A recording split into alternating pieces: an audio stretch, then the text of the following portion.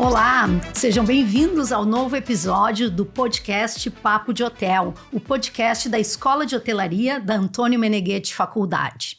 Eu sou a coordenadora do curso e da escola, Daniela Goulart, e conosco também está hoje participando o professor Simval Pereira Júnior, que leciona, entre outras disciplinas, reservas e recepção, governança e várias outras que a gente também vai conversando aqui no decorrer do nosso programa. E conosco hoje está a Carolina Braghiroli Stoll, que veio de Santa Catarina para participar do nosso programa. Obrigada, Carol, pela presença. É um privilégio te ter aqui conosco. E eu vou apresentar a vocês a Carolina. Ela é doutora em Políticas Públicas pela URGS, mestre em Turismo e Hotelaria pela Univale, especialista em Turismo Empreendedor pela UFESC, que a gente chama? UFSC. Graduada em Turismo pela Associação de Ensino de Santa Catarina, professora e pesquisadora do Instituto Federal Catarinense, campus de Sombrio, nos cursos de Tecnologia em Gestão de Turismo e Técnico Hospedagem integrado ao ensino médio. Ela é membro do Comitê Educativo Científico do Geoparque Caminhos dos Canyons do Sul e do Comitê de Pesquisa Sociologia das Políticas Públicas da Sociedade Brasileira de Sociologia.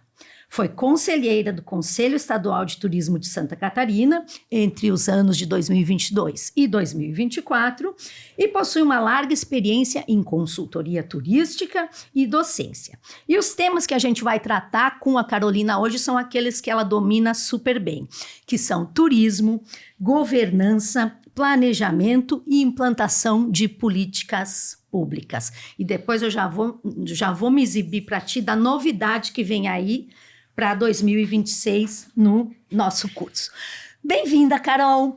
E eu queria já, para a gente começar aqui, Carol, a gente sabe que a hotelaria não sobrevive solita, né? A gente precisa ter o hóspede, ter o turista, né?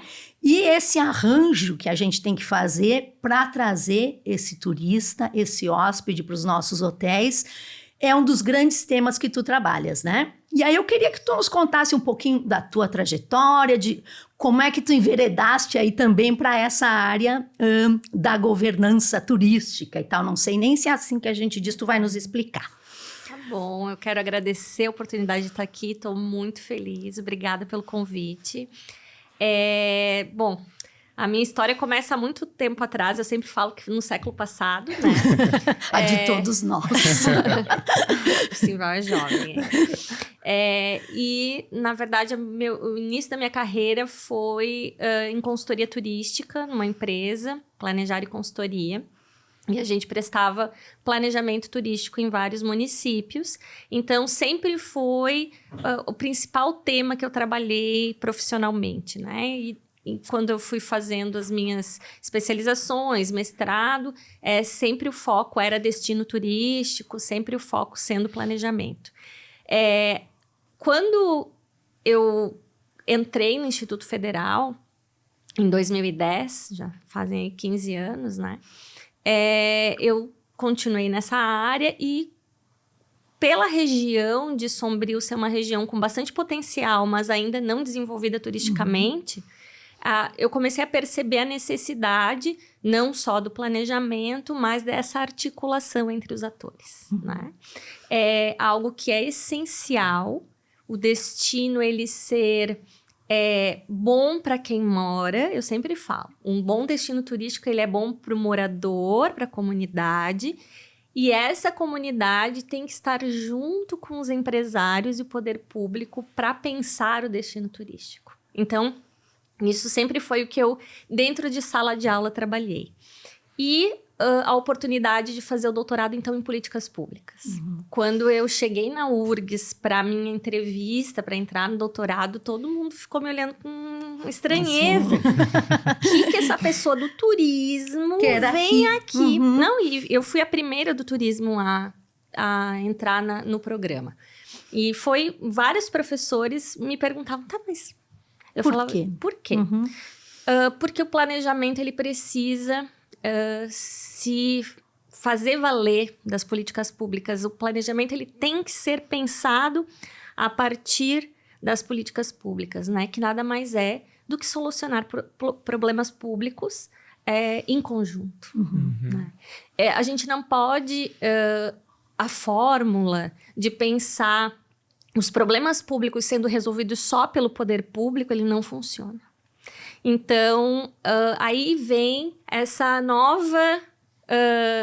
esse novo cenário de pensar esse contexto dos atores todos envolvidos. E é algo que não é simples, porque muitos ainda têm um pensamento da disputa. Eu sou concorrente. Acredito que aqui na região seja como, né, nas demais, mas é assim, muitos esperam do poder público, o poder público não tem pernas para fazer sozinho e fica um culpando o outro. Então, o trabalho ele precisa ser dos profissionais de turismo no sentido de fazer essas pessoas entenderem que juntas elas conseguem mudar um cenário. Nesse sentido, a gente tenta iniciar com os conselhos, né? Os conselhos municipais de turismo, eles são um começo de arranjo para trazer essa percepção a esses grupos e tentar mostrar que você não precisa nem ser o empresário e nem mesmo ser um representante do poder público. Você pode ser alguém que se interessa pelo assunto, que vive naquela localidade e que quer fazer diferente. Então, o movimento é esse. De certa forma, sensibilizar essas pessoas dessa importância. Então, trazendo para reuniões, trazendo para discussões, fazendo um planejamento participativo. Né? Então, quando lá no Instituto a gente tem já há 14 anos, o curso de turismo, de gestão de turismo, e a gente realiza os planos municipais de turismo dos municípios da região. Então, a gente já passou por muitos municípios nesse tempo todo, e o movimento é sempre esse. Vamos conversar com a comunidade, chama a comunidade. Alguns vão, a maioria não vai, e daí a gente começa a discutir os assuntos e mostrar que eles podem fazer, né? Que eles é que vão nos dizer como é viver, lá naquele local, o que tem de muito bom, o que precisa ser melhorado. São eles que dão as diretrizes, porque nós temos o olhar técnico. A gente chega lá, mas a gente não vivencia o dia a dia. Então, o primeiro passo nessa construção é de olhar para a comunidade e ouvi-la. Né? Então, é um momento de escuta mesmo. Porque, a partir dessas diretrizes, a gente começa a pensar as estratégias. Né? As associações, até de moradores, não precisa necessariamente ser uma instituição, uma organização relacionada ao turismo. São convidadas a participar, as secretarias, não só de turismo, né? Porque se a gente pensar no sistema como um todo, como que o sistema se movimenta? A partir da motivação de um turista ir para aquele lugar. Essa motivação pode ser, como nós viemos, eu vim para cá hoje por uma questão de negócios, né? De realizar conhecer vocês e uma questão técnico-científica, mas pode ser por um atrativo específico, né? Então, esse atrativo, ele tem que estar preparado para a recepção, né? Só que o turista, ele precisa se manter naquele lugar em segurança, né? Ele precisa se manter naquele lugar de conforto, né? Então, ele precisa saber como eu vou chegar até lá. Quando eu chegar, onde eu vou comer? Né? Onde eu vou descansar? É seguro? É limpo? As pessoas estão me recebendo adequadamente, né? Me atendendo nas minhas necessidades e nas minhas expectativas. Então, isso não acontece somente com a participação do empresário ou somente com a comunidade. Sem dúvida, né? Porque não adianta a gente ter o melhor hotel, capacitar a equipe, formar pessoas, como a gente faz, né? Está começando a fazer aqui na ANF, dentro desse serviço de hospitalidade, e já incluo também o nosso curso de gastronomia, né? Que são cursos muito afins. Sim. E aí a gente não ter uma estrada legal, né? A gente não ter roteiros já organizados, né? Então, é como tu disseste, um ecossistema mesmo Sim. que tem que se retroalimentar, né? Sim, exatamente. E os serviços envolvidos e a comunicação... As informações, né? As informações, a infraestrutura básica, né? Então, assim, a gente precisa pensar em como encantar esse turista que está saindo da sua casa, né? Quando a gente sai de casa, a gente quer o melhor... Tem que ser melhor do que em casa, que a nossa né? casa, né? Senão a gente fica em casa, né? Partimos desse pressuposto. Então, esse trabalho inicial de chamar a atenção desses grupos, né? A gente chama em políticas públicas de atores, né? Porque eles agem nesse sistema. Ele é muito importante. E não existe uma receita. Se eu dissesse, existe uma receita que vai dar certo. Passo a passo? Não. Não. É você, de alguma forma, entender aquela comunidade, esses agentes, né? E colocá-los juntos para pensar juntos. Como eu vou fazer isso? A partir de uma reunião, estimulá-los a agir, fazer um grupo de trabalho. Eu gosto muito de grupo de trabalho. Eu acho que quando a gente reúne só para falar, vamos fazer uma reunião, fala, vai todo mundo embora. Acontece daqui a pouco, na reunião do mês que vem, fala igual, né? Exato. E marca a próxima para falar de novo. a mesma coisa. Digo, gente, a gente não evolui. Então, eu particularmente, quando eu trabalho muito com grupos de trabalho. Eu penso em atividades que essas pessoas vão ter que me trazer no decorrer do período que vamos trabalhar. Então, eu sempre vou pensando esse passo a passo, como que a gente vai fazer. Eu tenho a experiência de que funciona mais, né? Pode ser que a fórmula em outra região não seja a mesma, né? A gente vai ter aí fatores culturais envolvidos, econômicos, que a gente precisa considerar. Mas, mais ou menos é isso, é trazê-los a pensar.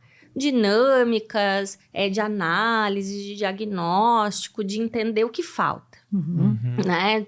De olhar, não digo para um concorrente, mas para uma região que tem aptidão que já turística. Esteja, né, desenvolvida, Isso. né? Aqui, por exemplo, tu pegaste o gancho ali que já começaram esse trabalho há 15 anos, né? Nós estamos localizados aqui na 4ª colônia de imigração italiana, né, Simval? Que está no momento de nascimento, dá para dizer, né? De todas essas necessidades, né? De formação de roteiros, de construção de uma rede hoteleira que possa dar conta dos turistas que estão por vir, de novidades, que quer dizer, é um despertar que a própria região tem que reconhecer o seu potencial turístico, né, Simval? Para daí começar a sentir essas necessidades e as benesses do quanto se estruturar funciona, né? Exatamente. E eu falo também que sempre comento com os meus alunos em sala de aula que esse momento também há necessidade de que esse grupo entenda o que é pertencer. Porque você não pode tentar criar algo artificial em torno desse grupo. Eles têm que entender em que lugar eles estão, como eles pertencem a esse lugar e as características desse lugar, né? Porque muitas vezes quer se forçar a ser algo que não é da essência, né? Não é da natureza daquela região, né? E não vai funcionar. Se não é genuíno, não funciona. Não funciona, né? Não funciona nem para a comunidade e tampouco para o visitante, né? Eu tenho um exemplo de um lugar que trabalhamos em que eles repetiam nas reuniões assim, a gente quer ser que nem Gramado. E eu falava assim, mas por quê? Quais são as características que vocês têm? Para ser... mas a gente quer receber aquele tipo de turismo. Bom, é outra coisa. Você querer receber aquele segmento que vai a Gramado, vocês têm que oferecer produtos de qualidade, rotas de qualidade, para despertar naquele perfil a vontade de visitar vocês. do nada, vocês vem. não vão criar. Então, infelizmente, nós temos municípios que querem a todo custo ser turísticos sem pensar em pertencimento, sem pensar nos equipamentos necessários. No que pode oferecer para esse turista, né? O apoio de infraestrutura. Então, assim, quer pular etapas. Eu preciso me construir. A gente tem que fazer o dever de casa, né? Exatamente. Primeiro, uma construção. Para depois, quer dizer, é como a gente até fala, fazendo um paralelo, né? Fala para os alunos, né? Eu preciso construir a mim, né? Para depois poder servir ao outro, porque senão fica... não faz sentido. Não funciona, né? Como é que eu vou servir a ti, Carol, se eu não tô inteira, se eu não tô bem, se eu não tenho o que te dar, né? Fica uma situação assim, né? Perfeita estranha. Analogia, é isso mesmo. Exatamente. E até quero aproveitar o gancho pra gente falar sobre potencial turístico, que acho que muitos locais dizem, eu tenho potencial turístico. E a gente sabe que não é bem assim. E eu sei que a Carol tem uma opinião sobre isso, estuda sobre isso, então eu queria ouvir um pouquinho do que tu tem pra nos contar. Bom, vamos lá, né? Não gosto de ter polêmica. A gente faz assim, ó, Carol. Esse é um minuto polêmico. Com a nossa cinetinha. Já trouxe a polêmica, a gente geralmente deixa mais pro fim, mas agora já vamos começar. Aproveitar o gancho. É que quando às vezes eu falo isso, as pessoas, né, principalmente o poder público, não gostam muito. Mal interpreta. interpreta. Porque essa necessidade de ser turístico a todo custo, ela, como eu acabei de falar, muitas vezes não é genuína. E muitas vezes o município não tem potencial turístico. Não tem. E assim, essa não adianta história... dizer que tem, né? Não adianta dizer que tem. Eu já ouvi falar assim, mas a gente tem um mato ali que dá pra fazer uma trilha. Gente, mato a gente encontra ainda, graças a Deus, em qualquer lugar, né? Então, assim, eu sempre faço um esclarecimento, vamos lá, vamos ser sutis entre o que é um recurso, o que é potencial, o que é um atrativo. Eu busco essa reflexão porque, claro, que as pessoas não são obrigadas a entender sobre isso. É um assunto que, apesar de muita gente achar assim, eu vou estudar turismo, não precisa estudar turismo, porque turismo é simples, é sair de casa e como passear. às vezes pensam da hotelaria, por que eu vou fazer? Exato. Hotelaria, uma coisa assim tão simples, né? Servir alguém, fazer toda a gestão de um empreendimento hoteleiro, tão simples, né? Assim, uma coisa básica. Muito. Assim. Já nasce sabendo praticamente, né? É aquela história de médico, louco e turismólogo. E de marketing também, todo mundo tem um pouco. Então, eu sempre gosto de trazer isso. E Carol nos esclarece assim, né? Tu falaste, temos o... Recurso, temos o atrativo... E o potencial. Então, vamos lá. Vamos lá, explicando assim para nossa galerinha e para todo mundo também. Isso. De forma bem simples, né? Não vamos aqui, né, buscar muitas... rebuscar teoricamente, mas vamos lá. O recurso é um elemento que, né, pode ser um recurso natural, pode ser cultural, algo que está lá e pode ser utilizado, se preparado, se organizado, ele pode vir a atrair pessoas para ele, né? Então, o recurso, ele é, vamos supor, uma coisa, vou usar um termo assim, cru. Uma cachoeira, uma cascata lá no meio do mato. É um recurso natural. Tá dado lá, ali, né? Bom, quando a gente fala de potencialidade, a gente está entendendo que esse recurso, ele tem algo de diferente, vamos lá, algo que pode vir a ser mais especial naquele contexto, né? Então, assim, vamos pensar... lá na nossa região tem muita cachoeira, assim, lá em São João do Sul, Mampituba, tem umas cachoeiras, assim, Aqui tem uma similaridade com esse negócio muito bom. Tem. Tem muitas cachoeiras aqui. E daí tem umas muito... Timbé do Sul, tem umas realmente diferentes, assim, sabe? Espaço natural, com potencial para, se for agregado, equipamentos, infraestrutura, serviços, ela pode vir a ser um atrativo turístico, que é o quê? pessoas se deslocarem, saírem das suas casas para aquele lugar. E quando a gente fala em atrativo, a gente está pensando, você que é do marketing vai entender o que eu estou falando, é como se a gente tivesse esse produto numa prateleira do mercado. Eu empacoto ele para Exatamente. oferecer, né? E daí eu tô falando de um atrativo. Eu tô falando em algo que... eu moro lá em Belém do Pará, eu consigo comprar o atrativo lá no interior de Santa Catarina. Lá no interior do Rio Grande do Sul, lá onde eu consigo comprar este produto. Então, o que a gente tem muitas vezes? A gente tem recursos, mas que sozinhos eles não vão ser potenciais. Certo. E que se não aí é que tá preparados... esse, né? Mas a gente tem tanta coisa, a gente é tão bonito, né? Bonito por bonito. A gente também é, né? Exato.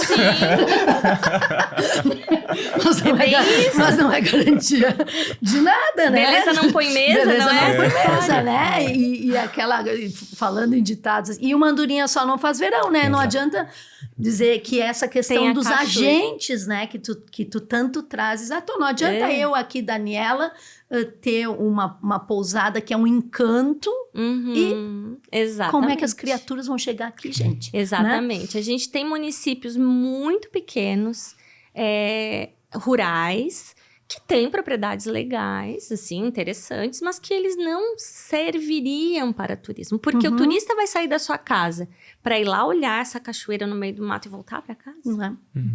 E outra coisa que a gente precisa pensar, a gente não pode pensar nos municípios isoladamente. A gente está pensando num coletivo. Numa região, Numa né? região.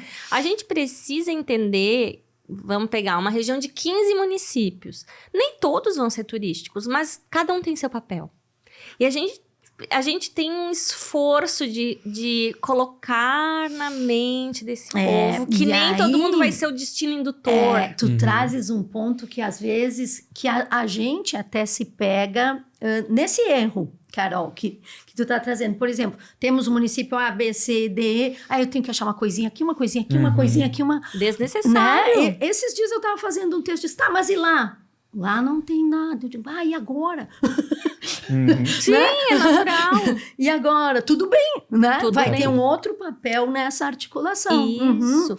E às vezes o papel é ter vamos supor, né? Não sei nem qual é, né? Uma hipótese.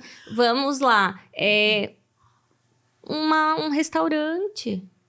Um apoio de comunicação, totens. Então, assim, esse lugar, ele não necessariamente precisa ser movimentado como um destino indutor, certo. né? Que é o termo que o Ministério do Turismo usa, né? Para cidades de referência. Então, assim, basta eu ter um destino indutor, alguns atrativos de referência, equipamentos que suportem o turista naquele espaço, infraestrutura também, e envolver os outros municípios de alguma forma. E, inclusive, na discussão disso, no debate disso, e pensar como uma região. Porque o turista, quando ele sai de casa, ele não pensa assim, eu vou ficar só né? no território de tal município. Ele quer conhecer, ele quer aproveitar, ele já está investindo. Tempo, dinheiro, né? O recurso, às vezes, até mais precioso que o dinheiro é o tempo. Exato. Né? E vai ficar ali, por melhor que seja a pousada, por melhor que seja o hotel, ele precisa de respiros, né? Para que a gente retenha ele mais tempo conosco. Sim, sem dúvida. Então, assim, por exemplo, lá nos parques nacionais que a gente tem na nossa região, Sim, né? legal falar, porque aqui a gente também tem um geoparque surgindo, né? Isso. Aqui na nossa região. Muito se discutir, mas isso é Rio Grande do Sul, isso é Santa Catarina. Gente, o que importa? O que importa? O turista, ele vai dizer assim, não, só vou pisar aqui porque aqui é Santa Catarina. Quando passar lá pros gaúchos, não vou. Não faz, assim, é até engraçado, né? Porque, assim... E essa união, esse trabalho em conjunto, ele é essencial para que você discuta sob diversos olhares as necessidades. Então, assim, Quando a gente fala em governança, quando a gente fala em rede... Não é a tua governança. Não é a governança da não é a hotelaria. governança Não é a tua Importante governança. esclarecer isso pros alunos, né? Porque senão existe... Tá, mas e agora tô louco aqui. Isso. O professor Simval nos deu aula de governança e nunca abordou as coisas dessa maneira. Não. Vamos depois lá. tu só explica essa governança e depois tu explica Pode a ser. governança hoteleira. Isso. Quando a gente fala em governança, a gente está falando de atores estatais, né?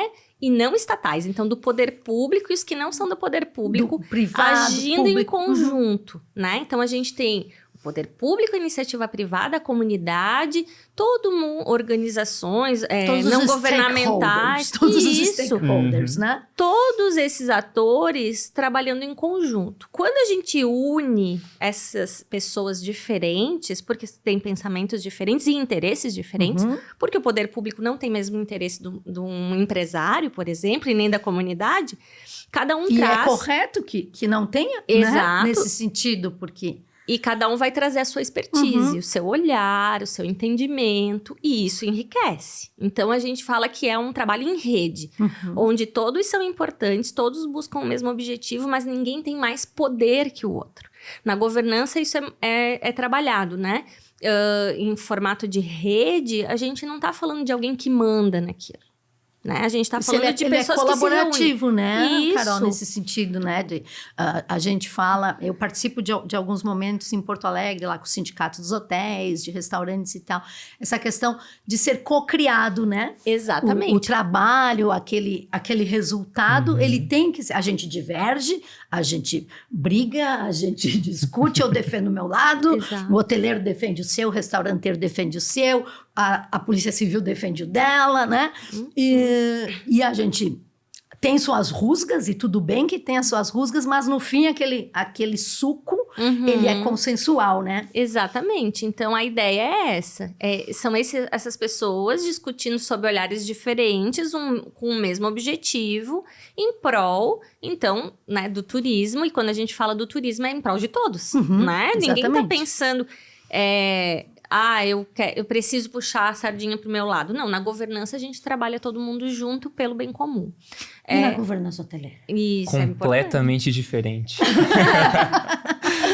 A governança hoteleira é um setor dentro de um meio de hospedagem responsável por arrumar, organizar, higienizar, limpar uma unidade habitacional e as áreas comuns do hotel. Isso aí. Então é um setor. É bom ficar claro. Isso, é bom ficar claro. As diferenças. Senão, isso mesmo, ótimo.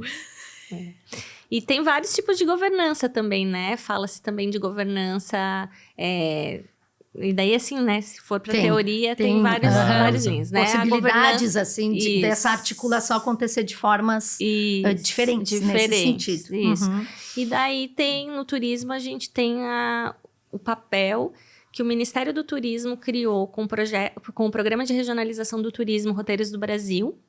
Ele criou, né, assim...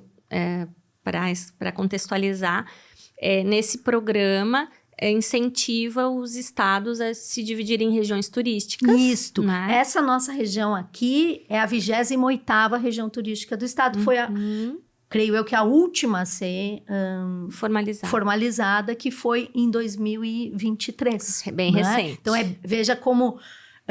a gente assim começamos a tatear, né? Começamos a tatear, e por isso quanto é importante, Carol, a gente ter essas referências, né? A gente fala muito, a gente fala em Gramado, a gente fala na Serra Gaúcha, a gente fala em Santa Catarina, né? Que são polos que já passaram por esses momentos, né? De região turística. E o que é uma região turística, assim, para que a gente possa definir, né, Carol? O trabalho de divisão dessa região turística, ela é a partir de uma governança, né? Então, assim, os assuntos se ligam. Então, o Ministério do Turismo incentivou, então, para título de planejamento e de execução da política pública, Programa de Regionalização do Turismo, essa divisão para facilitar. Entende-se que a partir do momento que você tem um estado dividido em regiões turísticas, você facilita esse processo. E como é que são feitas essas regiões turísticas? Incentivada a discussão em governança, né? Todos esses atores em conjunto, identificando inicialmente o destino indutor, que o Ministério chama, né? O destino indutor. Que é o principal. O principal, o que eles levam em consideração? O fluxo turístico existente, nacional, doméstico e internacional, o número de equipamentos turísticos, né? O mais levado, assim, são o número de leitos do município, né? Uma referência de atrativo, então, qual é o destino que tem um atrativo mais relevante. Então, de acordo com alguns quesitos, são feitas, então, trabalha-se em conjunto para essa identificação e daí a proposição da criação da região. Tanto que acontece em Santa Catarina, acredito que aqui no Rio Grande do Sul também, a situação de uma região se estabelecer como região turística e depois alguns municípios não se identificarem e pedirem para trocar, tá? Porque não necessariamente somente não estar próximo ao território. Né? Estar próximo territorialmente não é necessariamente uma questão tão de importante. Identidade cultural, né? Que vão formando essas... Isso. O sul de Santa Catarina era Encantos do Sul e depois se separou e virou Caminhos dos Quênios. Então, assim, para demonstrar que eles não se identificavam com Criciúma, Orleans, Uruçanga, aquela parte mais acima, e daí entenderam que os cânions em Praia Grande, Jacinto Machado ali, eram mais relevantes, e daí separaram. Mas para isso é preciso iniciar, né? As discussões. Para poder ver como que se encaixa, né? Conversar, unir esses pensamentos diferentes para que cada um possa, né, colocar suas percepções. Então, essas regiões formadas, o Ministério ele indica a formação de uma instância de governança regional, que a gente chama comumente de IGR, né? IGR, e as pessoas às vezes falam assim, mas o que é essa IGR? É uma instância de governança no sentido do que eu falei antes, né? Então, são chamados o poder público, iniciativa privada e sociedade, né? Para compor essa instância. E daí vão ter várias formas, né? Tem instância comandada por fundação, por associação, por consórcio. A forma que vai estabelecer... É livre. É livre, de acordo com o que os membros entendem que é necessário. Estabelece-se normalmente um estatuto, normas e regras formais para que a coisa funcione, apesar de que muita coisa acontece no âmbito informal, porque é o caminhar da conversa em que vai dar esse sentido, né? E nesse contexto, então, criam-se cadeiras. Em geral, parte-se do pressuposto que o número de atores estatais e não estatais, elas têm que ser igual. Nessa formalização equivalentes, paritário, que a gente chama. Por quê? Para que as decisões não sejam desequilibradas. Se você tiver 90% de empresários, as decisões, elas vão tender para esse lado. Se você tem, como muitas vezes acontece, muito do poder público, vão pender para esse lado. Então, o ideal é que você tenha um equilíbrio, não que outras pessoas não possam participar, as que não têm cadeira, elas podem participar, só que na hora de votar, das decisões vão ser consideradas essas pessoas que têm cadeira. Então, é nesse sentido, a instância de governança, ela faz o quê? Implementa a política pública, que é o programa de regionalização.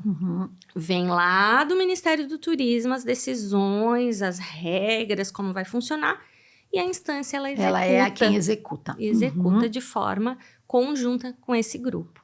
É basicamente, de forma, né, muito simples, explicando isso que acontece. Certo. E isso é muito importante que funcione, assim como os conselhos municipais de turismo nos municípios, porque são os seres pensantes de como o turismo vai acontecer. O que é importante, o que é prioritário no momento, as prioridades mudam, então há necessidade desse movimento. Certo.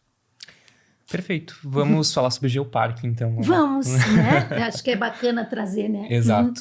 A Carol, ela é membro, né, do Comitê Científico e Educativo do Geoparque Caminhos dos Quênios do Sul. E aqui nós também temos um território de geoparque, que é o Geoparque da Quarta Colônia. E os geoparques, eles funcionam, né, através de um modelo, né, gerido através de um tripé chamado da geoconservação, do geoturismo e da geoeducação. E para que esse tripé possa funcionar, muitas vezes é implementado, né, a governança dentro desses territórios de geoparque. qual que é a principal diferença quando a gente olha para o programa do Ministério do Turismo e dentro de territórios de geoparque? Qual que é a principal diferença de se pensar a governança dentro nesse sentido? Vamos lá. No nosso geoparque, porque não é como... É a mesma coisa que não existe uma receita. Uma receita. Isso. Cada um tem suas liberdades, né? Isso. No nosso geoparque, o movimento começou há bastante tempo. E que se consolidou em 2019, né? Então, assim, a gente é geoparque há pouco tempo. Começaram a partir de movimentos, principalmente de instituições de educação. Tá? Então, foram universidades, institutos federais que iniciaram esse movimento muito pela educação. Né? Me recordo que o Simval trabalhou com uma das professoras, né? Nossa professora lá do Instituto Federal, que é a geógrafa, no projeto educacional do Geoparque, né? Então, começaram-se ir nas escolas, fazer um trabalho de sensibilização das crianças, de compreensão do que é o Geoparque, nas comunidades. Então, comunidades quilombolas e todas as comunidades, né? Essa frente de compreensão do que é o geoparque. Esse foi o início, né? Se a gente for parar para pensar, claro que é um movimento, é um processo, a gente não tem uma data, mas a gente tem um movimento que inicia. E que foi necessário o esclarecimento do que é um geoparque. Porque muitas vezes as pessoas elas não conseguem compreender. Elas pensam que é o parque. Porque o nome fala geoparque. Geoparque então, pensa que é um lugar. Um lugar. Uma unidade de conservação, muitas vezes. Uma unidade de conservação. Isso, eu já fui lá no parque. Eu já fui lá no Aparados da Serra. Eu já fui lá na Serra Geral. Não é o lugar em si. É um território que não coincide necessariamente com o parque, né? Tem o parque no seu contexto, mas ele é um território mais amplo. No nosso caso, são 7 municípios do Rio Grande do Sul e de Santa Catarina. Então, para ver como não tem um território, né? Que tem uma diversidade geológica importante. E, em cima dessa diversidade geológica, então, se trabalha a geoconservação e geoturismo. A gente vem trabalhando numa governança muito informal. Por que informal? Porque nós temos o consórcio conduzindo o geoparque, né? Esse consórcio ele é formado basicamente pelos prefeitos dos municípios e a gente tem alguns atores dentro desse geoparque que não necessariamente são paritários. Lembra que eu falei antes? Sim. Então, assim, a gente não tem um modelo de governança como, vamos lá, está no papel, na teoria, né? O Comitê Educativo e Científico, que a gente chama de SEC, carinhosamente de SEC, que é o que eu faço parte, é um grupo de pesquisadores. Então, nós temos um grupo que hoje deve estar com 23 ou 24 membros. A gente tem um processo de assim, eu posso me candidatar a fazer parte desse SEC e os outros membros vão avaliar qual é a contribuição que eu posso dar. Então, no SEC, nós temos biólogos, antropólogos, paleontólogos, geógrafos. Eu, do turismo, acho que eu sou a única do turismo. Daí tem da gastronomia, tem da história. A gente tem um grupo enorme, né, de 20 e tantos profissionais que tem um olhar para aquele assunto dentro do geoparque. Então, tudo que vai acontecendo, nós vamos... nós somos um conselho, não somos deliberativos, somos consultivos. Então, a gente analisa situações, indica possíveis necessidades e a gente faz pesquisas, né? Principalmente porque a maioria são professores de universidades ou de instituições de ensino, desenvolvem com seus alunos vários tipos de trabalhos educativos, científicos, no turismo, na área ambiental de conservação, dentro do território geoparque, para que a gente possa melhorar cada vez mais as condições da comunidade que vive naquele lugar. O turismo é uma consequência. Ali no nosso fica muito claro isso, que em nenhum momento o turismo é o objetivo fim. Sim. Ele é uma consequência de uma comunidade que consegue viver bem e se valer também que a do gente turismo. volta àquela origem, né? que precisamos estar bem organizados. Exatamente. Para que o turista venha como uma consequência, às vezes, até natural, né, Carol? Exatamente. Então, essa governança no nosso geoparque, ela é um pouquinho mais fluida, eu diria. Ela não é aquela coisa engessada, organizada formalmente, como é a IGR. Ela é um pouco mais informal, diríamos assim. Certo. Mas ela acontece bem. Agora, a gente passou por reavaliação. A semana passada terminou, vieram 2 avaliadores da Europa e ficaram conosco uma semana, avaliando tudo o que foi feito desde a chancela, né? O que a gente evoluiu, o que a gente precisa melhorar. Então, são desenvolvidas várias ações dentro do geoparque, né? Então, assim, as georrotas, o trabalho do artesanato está muito fortalecido, a identidade do artesanato. Porque no começo, a gente agora dá risada, né? Mas às vezes vinha assim, eu quero comercializar esse pano de prato. Tá, mas o pano de prato, o que tem a ver tem com a o ver geoparque? com a origem. Mas se o turista vier, ele quer... Não, ele não quer um pano de prato. Ele quer alguma coisa que realmente faça sentido de que ele visitou um geoparque. Qual é a nossa identidade com isso? Então, hoje a gente tem, assim, as mulheres que desenvolvem o artesanato na taboa, peças lindíssimas de mesa, suplás, cestos, bolsas, bijuterias. Foi desenvolvido a preguiça gigante, né? Para quem não sabe, nós temos paleotocas lá na região do geoparque, que são escavações feitas por animais gigantes, né? Que eram essas preguiças. Então, ela faz as preguiças de tecido, coisa mais linda. Então, assim, tem uma produtos, identidade, né? Com a origem do geoparque, do lugar, né? E agora, só aproveitando um gancho, o professor Simval não pôde nos acompanhar, mas nós estivemos com os nossos alunos, foi final de maio, né, Simval? No Connection Terroirs, em Gramado, né? Fomos nós e os colegas da gastronomia. E falando muito sobre indicações geográficas, né?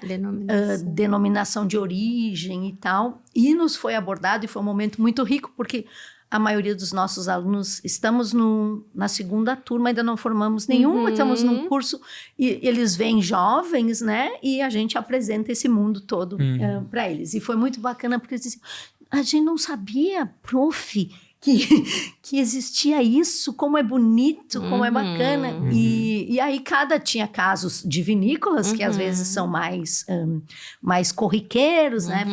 Teve o caso do Vale dos Vinhedos, que foi a primeira IG do Brasil e tal. E aí tu falaste dessa questão da preguiça, aí tinha um pessoal que trabalha com barro lá perto de Fortaleza e conseguiram uma indicação geográfica que hoje sustenta 15 famílias que trazem aquele barro e trabalham aquilo como trabalham há mais de 200 anos, se fortaleceram ali e agora oferecem o seu produto, exportam. Então, né, veja como essa organização ela tem que ser do cerne, né, Carol? Sim. Identidade, de né? Identidade mesmo, genuína. de quem produz e tal, para que depois, né? E aí acho que é aquela questão do genuíno que tu falas, né? Exato. Não é aquela coisa, bom, agora o que vamos fazer então? Inventar, né? O que vamos fazer para atrair? Não, a gente tem que buscar o que já existe, né? Esse é autêntico, né? E às vezes esse movimento de buscar, ele é tenso. Porque tem... Ele é disputado também, não sei, também não. Mas assim, eu acho que ele é mais tenso do que disputado. Uhum. Tem uma situação de um lugar que quer, né, se envolver com turismo e tal, não está no território do geoparque. E eu sempre falo, gente, isso não é demérito não estar. Os que estão e os que estão na borda do território podem se beneficiar, desde que tenham algo de genuíno para oferecer. E daí eu, né, num trabalho de diagnóstico, nós identificamos a equipe de alunos, nós em conjunto identificamos com a comunidade que o grande elemento é o polvilho, Santa Rosa do Sul, né? Sim. Eles têm uma resistência de assumir que essa é a genuinidade deles. Porque acham Eles de não pouco querem, valor? Eles acham assim, ai... Daí eu falei assim, gente, vocês já pararam para pensar que quando se fala em polvilho, na rosca, no biscoito, falam daqui? A gente vai para... Nós, os gaúchos, cruzamos a fronteira e diz, vou pegar a minha... Não sei se chamam lá, minha mãe chama de coruja. Isso. E ela é barriga verde, né? Ela nasceu em Bom Retiro. Mas veio para cá, pro sul, pequenininha. Mas ela diz, vamos lá comprar uma coruja. Porque a coruja... Aqui não tem coruja. Daqui não é igual. Igual àquela coruja. De lá, ela quer aquela coruja. É uma identidade, né, E Carol? daí a gente tá terminando esse trabalho com eles, mas a nossa tentativa é de fazer eles perceberem o quanto é importante e o quanto eles podem se utilizar disso ao invés de outras coisas que eles ficam inventando. Né? Sim. Então, assim, eu acho que a atenção tá mais no convencimento, porque muitos acham assim, ai, é feio dizer que tem valor eu sou lá do interior e eu trabalho com polvilho. Mas aí que é o bonito, é o que o turista quer. É o que é bonito e que o turista quer, mas parece que muitos têm vergonha, acham que é A gente tem que menor. trabalhar essa questão, né, do orgulho, do né? orgulho de pertencer, de aquilo ser um produto nosso, que só a gente sabe fazer daquele jeito, Exato. né? E que daqui a pouco as pessoas que sabem não vão estar mais aqui. Tem que e ser os descendentes com esse vergonha. conhecimento, né? Porque senão se perde. Exatamente. Aconteceu isso muito na região da Serra, com a palha, com o artesanato do vime, né? Que estava perdido. Porque as jovenzinhas não queriam aprender aquele artesanato da nona, né? E tal. E aí se fez todo um resgate do valor que é, né, o vime, o artesanato, e hoje é um grande produto turístico, né? As pessoas vão para a Serra Gaúcha para comprar também aqueles produtos, como souvenir, como lembrança e tal. Sim. E isso acontece, assim como surgem novos produtos, novas, né, produções. A pitaia está tomando muita força na nossa região. Então, por ser, claro, um produto que tem, de repente, um valor agregado maior, né, enche os olhos. Não estamos dizendo que não é importante, mas, assim, às vezes o polvilho fica para trás, que é de relevância, para investir em algo que, né? Então, isso tudo a gente, através da governança, precisa trazer à tona esses pensamentos, isso, para que possa auxiliá-los nesse processo, porque também sozinhos eles não têm noção de como fazer. Tem que ter alguém que conduza, que traga a discussão, né? Até para pensar, é mesmo, será que tem valor isso aí? Exatamente. Né? Exatamente. Certo. Muito bem, Simval. O que mais nós vamos perguntar aqui para a nossa Carol? Vamos falar do nosso projeto de pesquisa. Isso, eu queria ver se vinha ao natural. se eu não ia ter que dizer Simval. Lembra, Tô louco para falar disso. Tem tudo a ver, né? Tudo a ver com planejamento turístico. E queria ouvir um pouco da Carol, que tem uma larga experiência, né? Pensando, são 14 anos. Conta pra ela e já pega uma consultoria. Consultoria aqui. Um prazer que eu puder ajudar.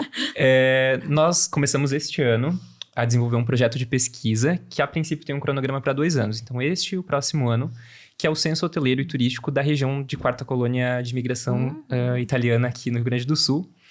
E esse é um projeto de pesquisa que vai, então, fazer todo um levantamento da oferta, não só dos meios de hospedagem, mas também restaurantes, agências, todos os outros serviços, né?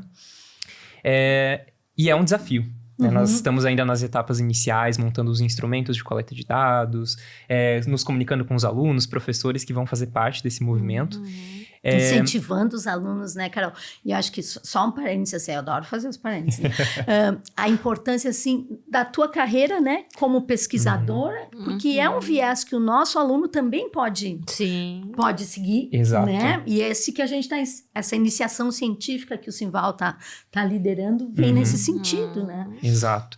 É um papel importante, né? A gente tem uma realidade específica aqui e estamos desenvolvendo esse instrumento de coleta de dados, agora os alunos, as nossas 2 monitoras que estão trabalhando mais à frente desse projeto.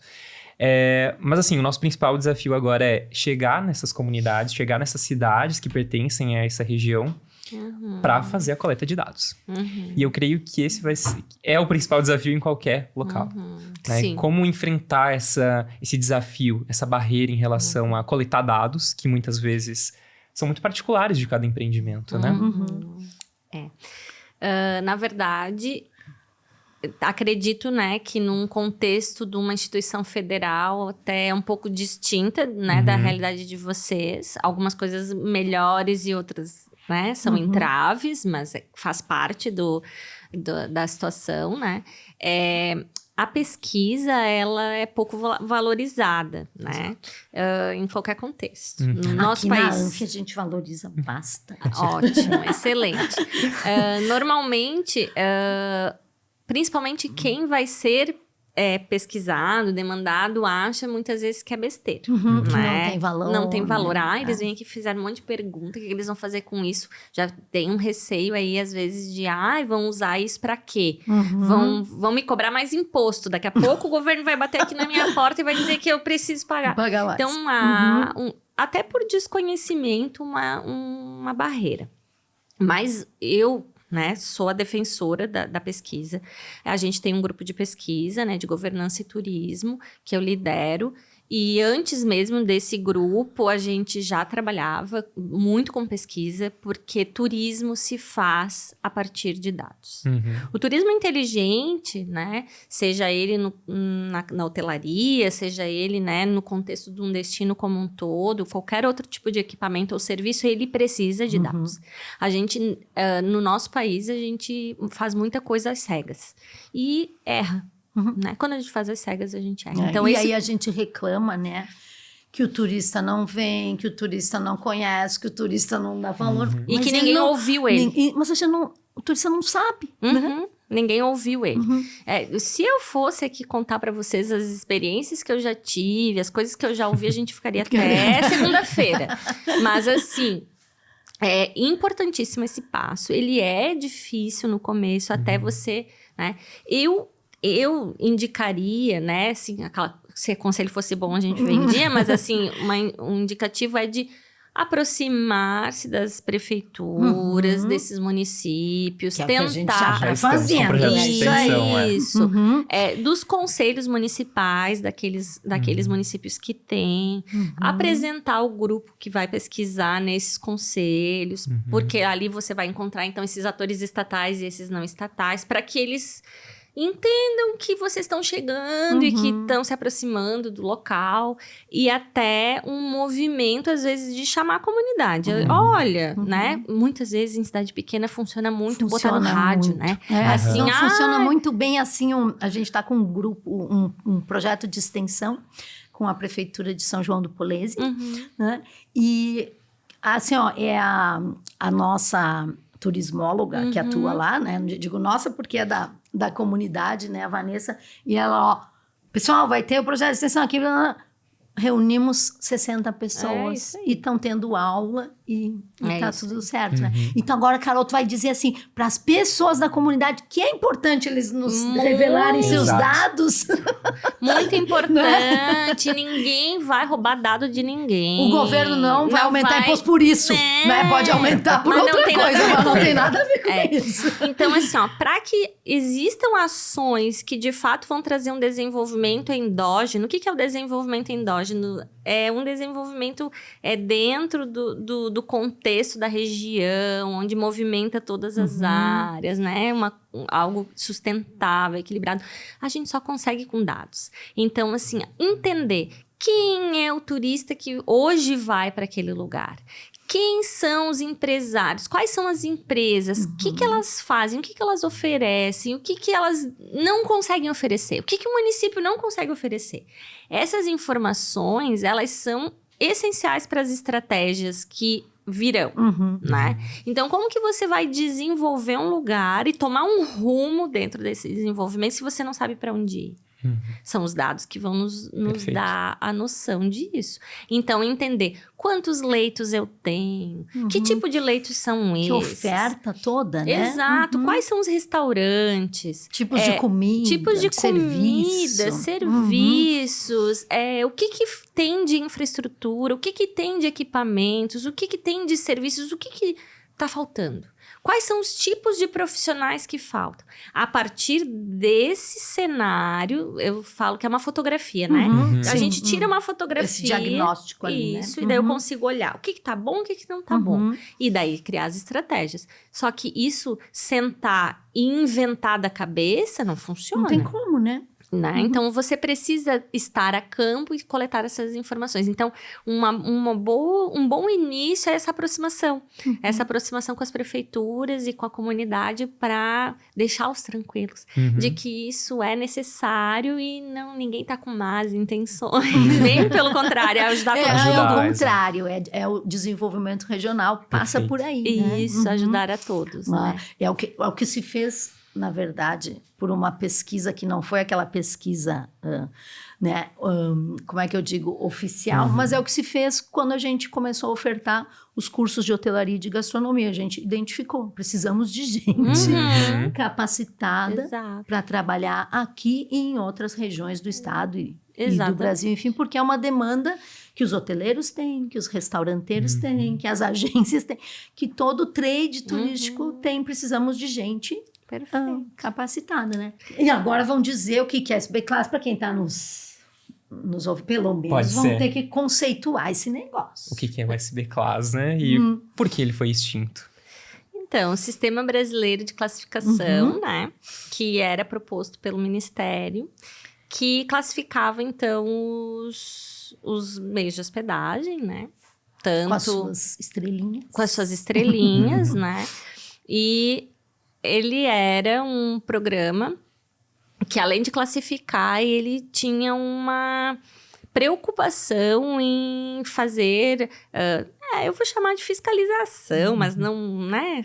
É meio forte essa palavra, né? Mas frequentava esses estabelecimentos para identificar com os formulários. Não sei se hoje em dia ainda apresenta isso para os alunos. Acho que nem apresenta. Aborda mais para entender as tipologias. Do que necessariamente, né? Mas eram formulários imensos que diziam assim, os talheres são de prata. Exato. Os lençóis são... Todos os critérios. Todos os critérios dentro de um equipamento hoteleiro.